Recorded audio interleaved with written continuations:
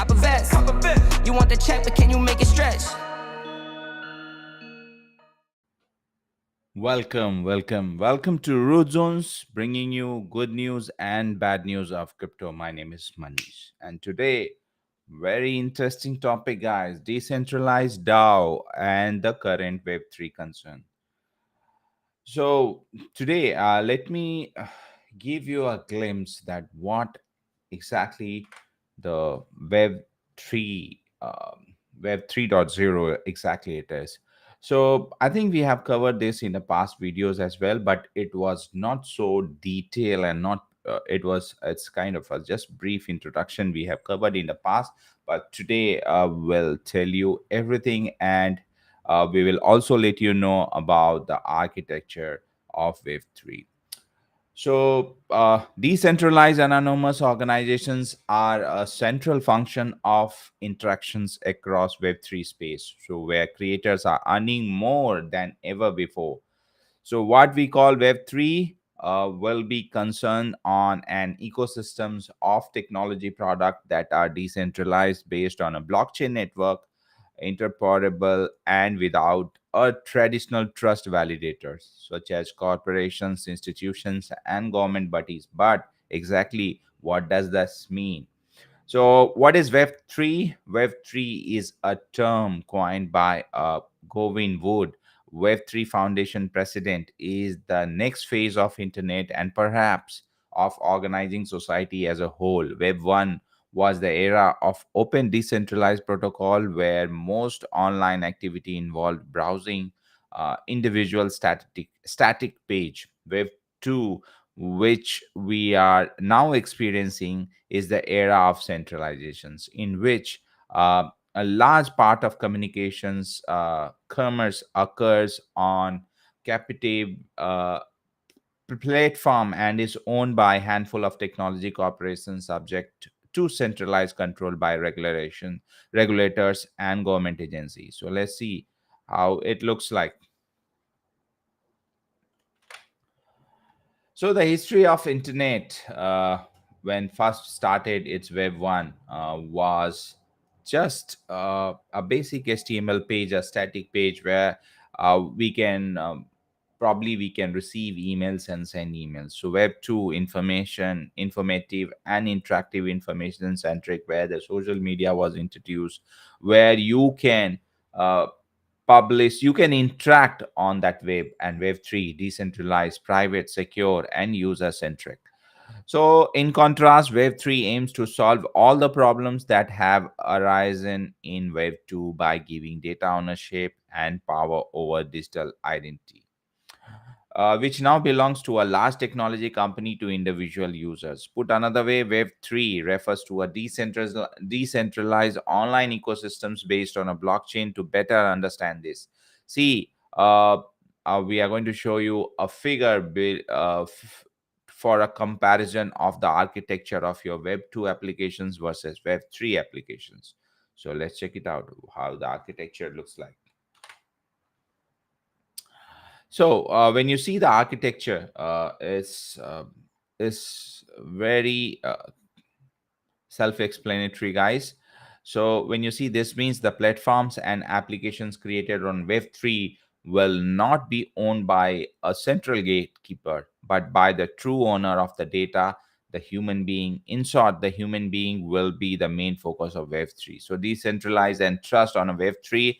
Instead of relying on a single centralized server, Web3 is being built on top of blockchain network powered by cryptography that make it possible to store data across distributed devices around the world. And such distributed devices can be anything: computer, laptop, or even more robust servers.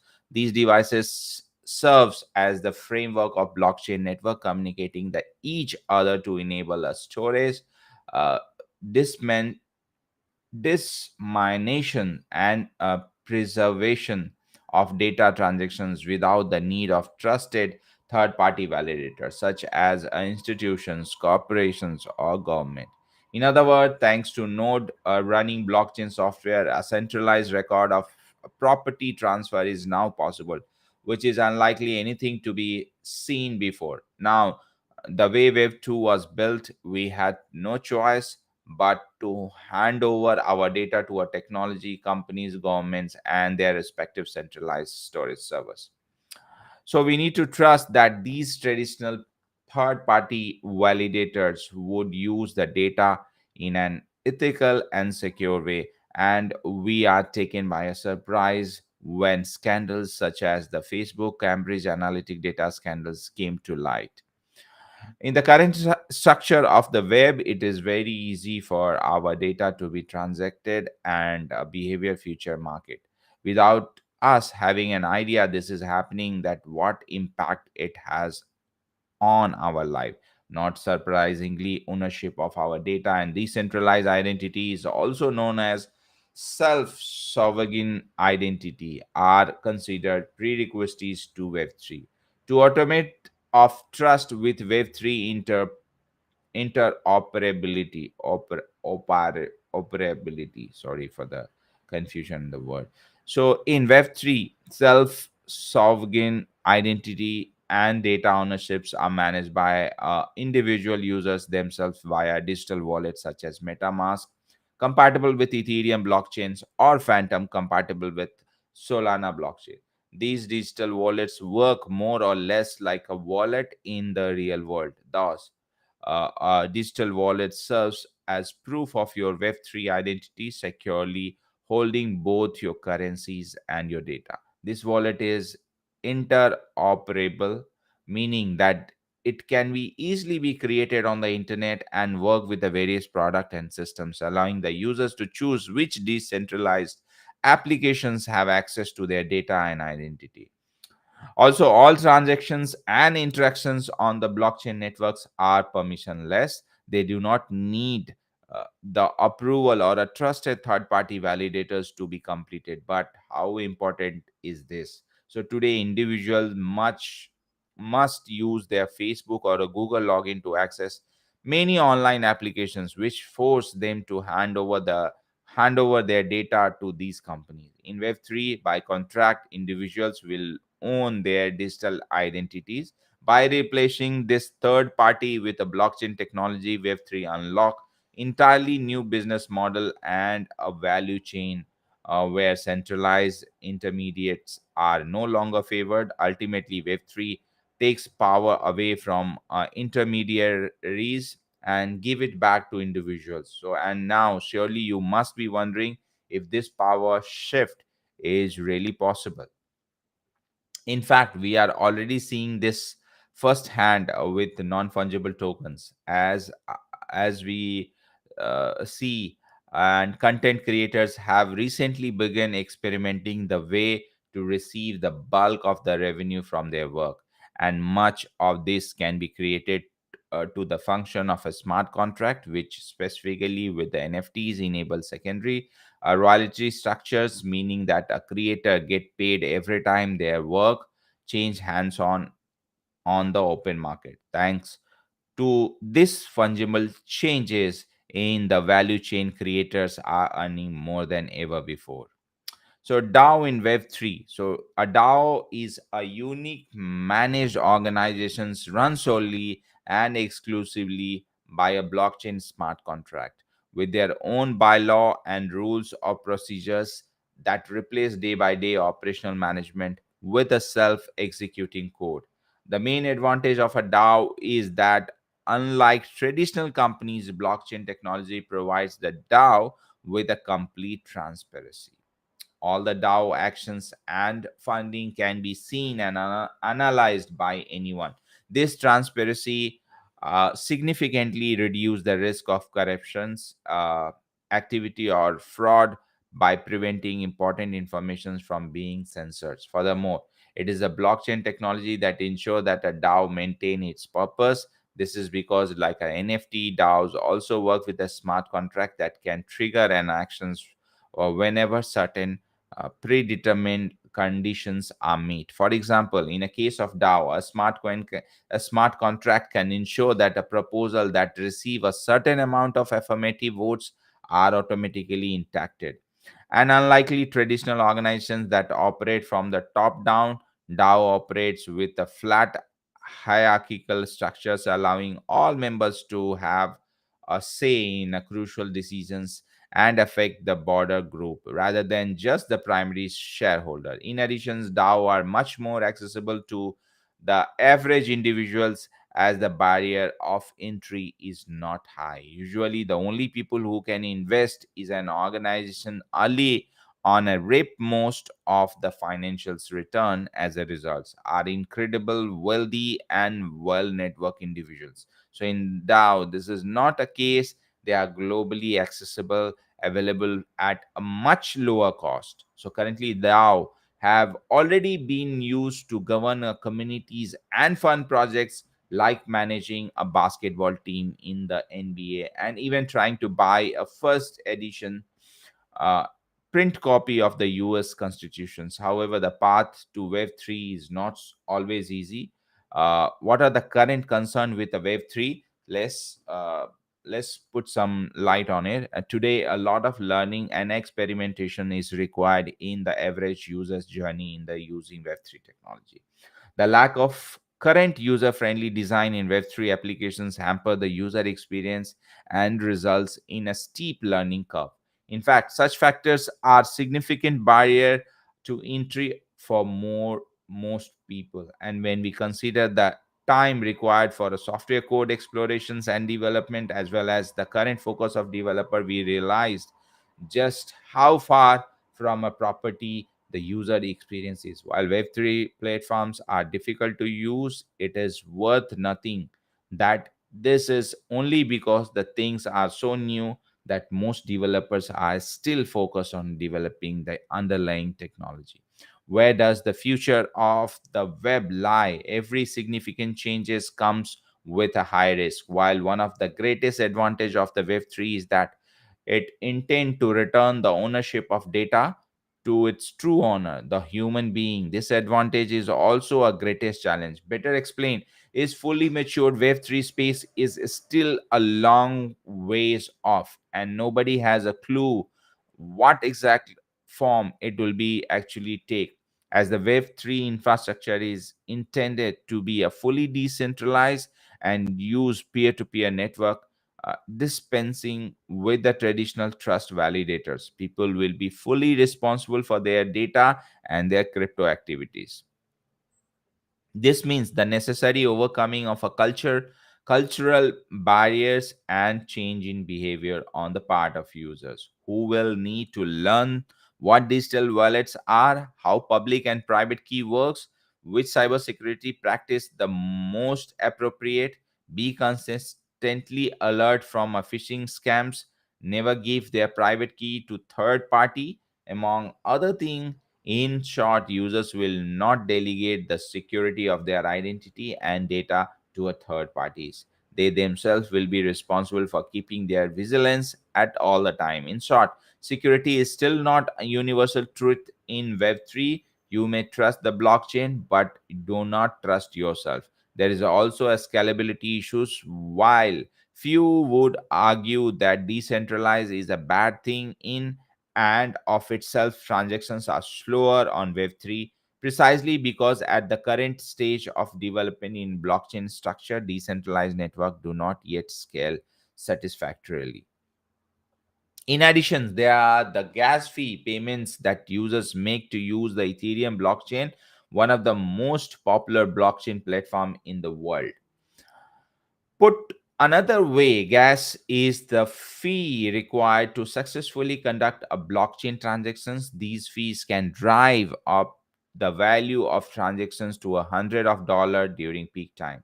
Then there is a conundrum of decentralized. Even though blockchain networks and DAO may be decentralized, many of the Web3 services that use them are currently controlled by a small number of private company, and there are valid concerns that the industry that is emerging to support the decentralized Web3 is highly centralized. In any case, it is important to remember that while there is still a considerable list of concern and obstacle of overcome, Web3 is still in its infancy, and a billion people are actively working to solve a current problem. So this is something that we should be also uh, s- start exploring and start going deep dive in this wave 3.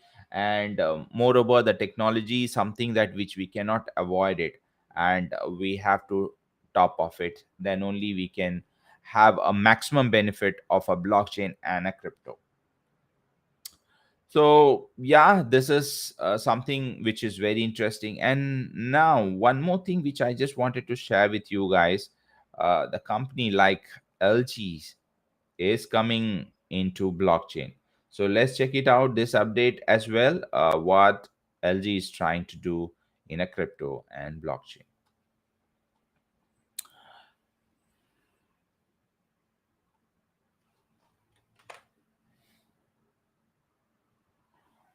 So LG blockchain and crypto game plans.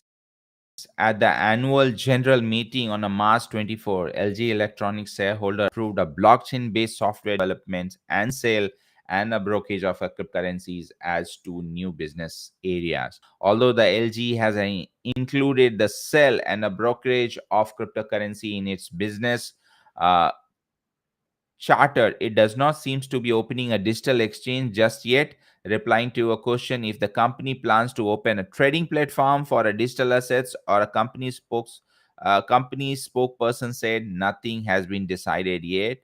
We just mentioned business area in a broader manner. However, LG Electronics has been working with a blockchain company GroundX and NFT solution provider Swell Actions Blue to introduce a smart TV with NFT features, a version of which was introduced last month, according to a local news. In the past year, LG has exited from a smartphone and solar panel business, proving to be unprofitable. However, the firm is the fourth largest company in South Korea. It record an annual turnover of 63.16 billion and operating profit of 3.27 billion in 2021. So more and more companies are coming into blockchain, crypto, and NFTs. So something exciting era is going to come down soon. Let's check it out. What is happening in the market side? Let me share the coin market cap now so that we can check it out. What is going on? Yeah, so let me refresh the page. And today the trending coin is Stargate Finance, ApeCoin, and MetaPets. These are the coin which is trending now, and it's quite hot. And now Bitcoin is up by 0.01% in last 24 hours. Ethereum is down by 0.09% in last 24 hours. USDT is down by 0.01%. BNB is up by 0.30%. USDC is down by 0.01%. XRP is up by 0.16% in last 24 hours.